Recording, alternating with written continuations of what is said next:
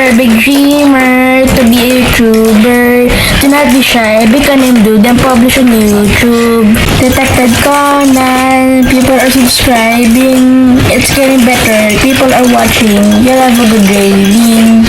The views are in, you've seen it, subscribers up, you know it.